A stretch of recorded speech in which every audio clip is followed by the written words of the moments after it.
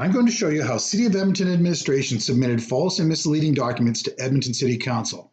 That is, the employees of the City of Edmonton have been giving false information to Edmonton City Council. They did this so that the City of Edmonton would be able to charge fees and overtime to Edmonton charities, nonprofits, and businesses.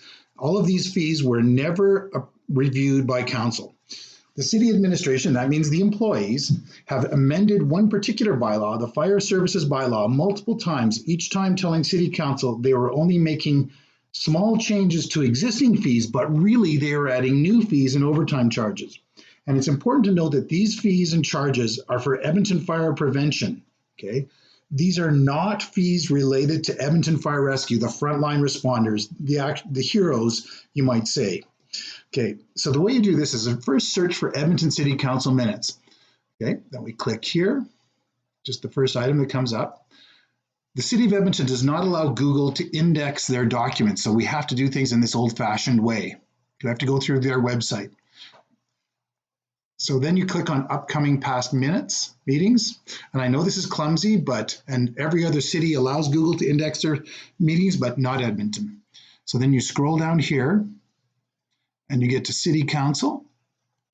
You click on that. And so now it shows you all the City Council meetings. These are the upcoming meetings. We're going to scroll past those.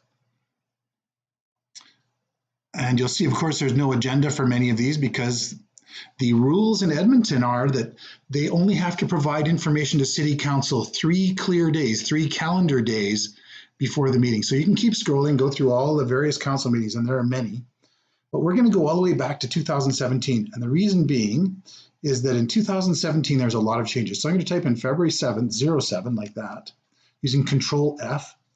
And then I get all the way down here, February 7th, 2017. Then I'm going to click on minutes. I know this is tricky, but when you don't have Google, you got to do things by hand. Then we're going to scroll down here till we get to 7.2. Click on there. And that pops us to where we are in the meeting. Then I'm going to click on here again to see the attachments. So City Council gets hundreds of pages of documents 3 calendar days before meetings, and they've got to go through all these documents and try and figure out what the city administration is doing. And you'll see here how the city administration tricks City Council. I mean, this would be fraud if a business did it. So the first thing they provide is a report, and the report says, Fire Rescue Services bylaw has been updated to reflect the consumer price index increase. Okay, so less than 2% in 2017. The second thing, that's what council's being told. That's what they're doing. That's what they're voting on. The next thing is they're showed the new appendices, the new schedules, for the bylaw. And so the schedule is added to the bylaw, is updated, and here's all the new charges. And the old list is replaced by this new list. I want you to notice in Schedule A, Fire Safety Plan Review and Inspection, $379. Permit for Family Fireworks, $130. These overtime charges, outdoor venues, $130. Special event fire pits, $130. So what council is being told is we're increasing these charges a couple of percent to account for inflation. There's no mention anywhere of the new charges. The third document, okay, shows the old price and the new price. So if we scroll down here, council's being told. So if the councilor went to the trouble of going through his thick binder and looking, well, it's only going up $9. That's a very reasonable thing. How can anyone complain? Indeed, here, permit for family fireworks, only going up $3. That's nothing. It's already $127.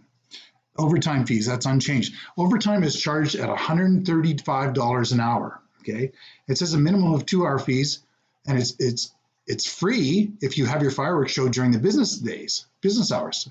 But if you have your fireworks show outside of business hours, so this is for fireworks shows, you have to pay a minimum of 2 hours. Well, they charge as much as they want, and usually it's 4 hours for even the smallest show at $135 an hour to have a city employee walking around a park watching a fireworks show. They stay as little as 20 minutes. They don't have to stay for the full 4 hours. So that's another thing that they've added here. And for pyro performers, there is shown going up for $3. Bonfires going up for $3. Community League wants a bonfire, $130. Well, okay, we're only making a small change. We haven't really changed too much. So what we can do is now let's look at the previous time it was amended, back in 2016. I'm going to pop over to here, and I've already searched for it using the same method, and I'll let you do that yourself. And then I'm going to scroll down to 7.8. Click on it. Click on here again to see the attachments. So what I'm going to do now is let's look at the schedule here. Okay, so this is what was passed in 2016, and we're going to put it side by side with the schedule in 2017. So apparently only inflationary changes are made. Let's have it. Let's compare it. Let's see what council, if what council got told was true. I'm claiming that council got misled, and in particular, you can see here there's no item M. See, L and item M used to be file summary, and they've slid this new item in second from last for $379.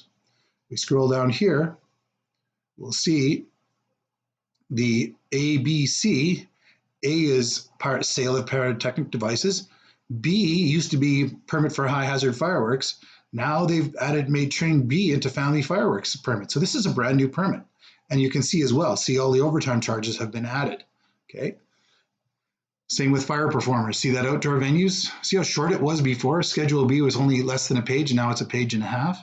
And I'm same with the bonfire. That just got added that way. And so this has happened many times over the years, so that this schedule is now, it's 9 pages long. We have to tell our councillors that we want this ended. The city employees responsible for this should be held to account. And there's a person who's lying to their bosses. There should be something done about that. We need you to contact your councillor. Thank you.